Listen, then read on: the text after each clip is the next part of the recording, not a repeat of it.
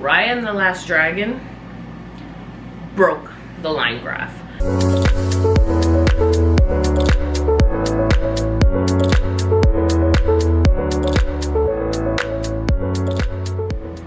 Hey guys, welcome back to my channel. If you're new here, welcome. My name is Emily, and if you're returning, welcome back.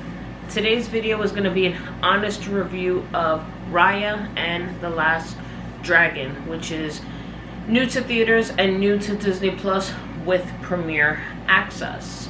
Now, before we go ahead and get into this honest review, just two things. First things first, go hit that subscribe button down below. You have no idea how much it helps the channel, and go ahead while you're at it, hit that bell button. That way you'll be notified of all of our future videos here at EP Life. And second thing, disclaimer alert, spoiler alert. If you guys don't want to hear about the plot of this movie, you don't want any spoilers of the movie, any particular scenes or characters you don't want spoiled, go ahead and pause this video, check out Raya and the Last Dragon in theaters or on Disney Plus with the premiere access, and go ahead and come on back, watch the video, drop down in the comments, and let's discuss. Without further ado, here we go. I feel like with animated movies, I'm like one of those line graphs. You know, we wrapped up 2020 with Soul, you know, and I was like on a medium, and then I was like, you know, okay, we're going up. And then I saw Tom and Jerry, which I know is separate. It's not Disney, but it was animated, and I kind of went down. Raya and the Last Dragon broke the line graph. I was not expecting this movie. I went into this movie without seeing any trailers, having no idea what it was about, and this is the first Disney movie I would say in a long time that wowed me start to finish. We start the story with a young girl named Raya, who is telling the story of her, I think it's a village, of her village and all these neighboring villages, and how once dragons ruled and lived, you know, amongst the people in the village, and how there is this dark spirit that one dragon named Sisu helped to carry away with a magic gem. This evil dark spirit, anything that came near it, human or dragon, was turned to stone. When Sisu came with this gem, she was able to free the humans, but for whatever reason, the dragons were not freed. So Raya's village is the home of this magic gem, and all of these other villages are separated on the fact that they want the custody, if you will, of this gem. Now, there are points in Disney movies, I don't know if it's just me, where there's this lull when it comes to backstory, and there was a point in Raya and the Last Dragon where it did not feel like backstory. It felt like I was watching what happened to Raya and her village in real time. But you learn that Raya's telling the story and now is dealing with the repercussions of what happens when her and this young girl named Namari decide to go to the temple where the gem is. Namari tries to take the gem for her people. In the process, after a fight, the gem is broken into 5, was it 4 or 5? I think 5 different pieces, okay, in which the dark spirits that Sisu managed to cast away have returned, turning everybody in the village that hasn't been able to run away from it into stone, including Raya's father. And now this is Raya with her really cool pet, Tuk Tuk, trying to go around and find Sisu, the dragon, who has apparently disappeared to the edge of the sea, to find a way to save her father and save her village and save all these people that have been turned to stone. When I first saw Sisu the dragon, I thought it was gonna kind of like be, it was gonna be like Merida's mother in Brave, where it's a dragon that can't speak but is like kind of doofy and just bopping around. This dragon is incredible. This dragon turns human. This dragon, for every piece they find, picks up a different power. She does have her moments. I'm not gonna lie that it's like, why did you do that? But the reason why I fell in love with this movie when I did, and when I tell you, it takes a lot for me to fall in love with a Disney animated movie, because between all the live actions that Disney has been doing, I feel like it's been a while. It's honestly been like a while. This is the Disney movie that sets the tone for other Disney movies.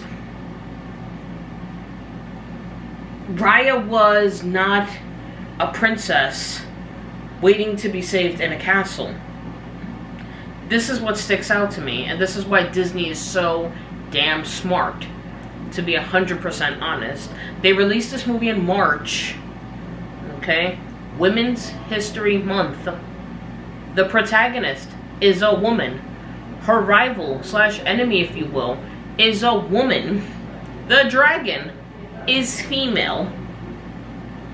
And what I love so much about this movie was the combat, the sword fighting, the, you know, I'm not gonna take your word for it stance, the I'm not afraid of you stance.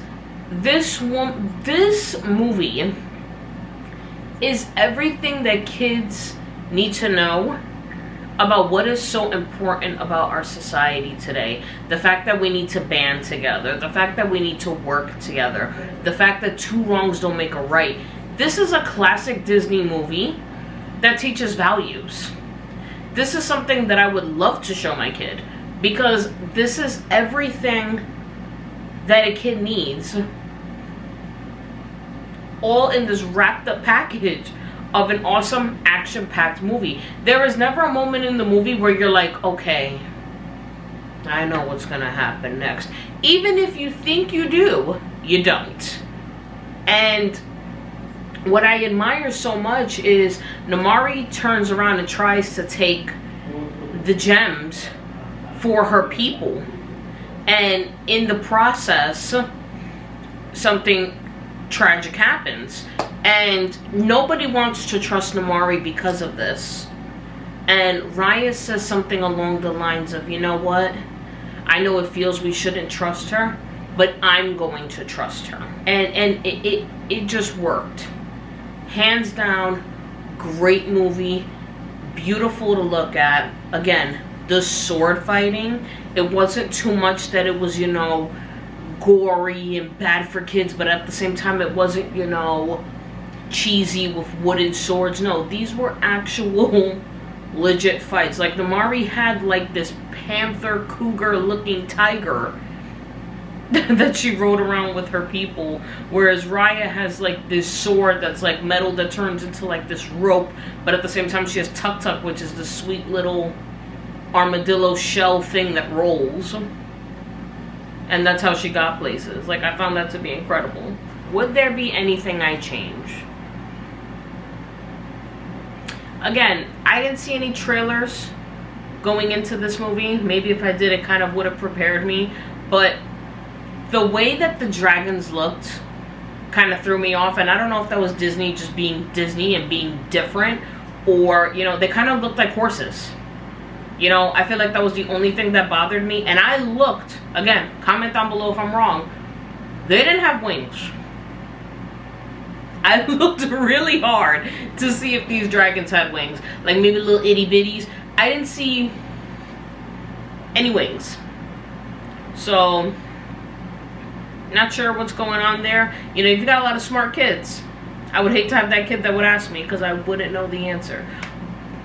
Raya and the Last Dragon, truth be told, hands down, I'm going to give this guy a 9 out of 10. Wonderfully written animation, incredible. We definitely haven't had one like this in a while. Soul was close. Soul was close. I unfortunately had not started my channel when Soul came out, but Soul was great. Soul was close. I would say I would give Soul a 9 out of 10. Disney needs to continue to pop out these movies that are showing these powerful messages to kids. Like, I don't want to talk about Soul, but like Soul's message, come on. And again, comment down below if you want me to do a review on Soul. I absolutely don't mind.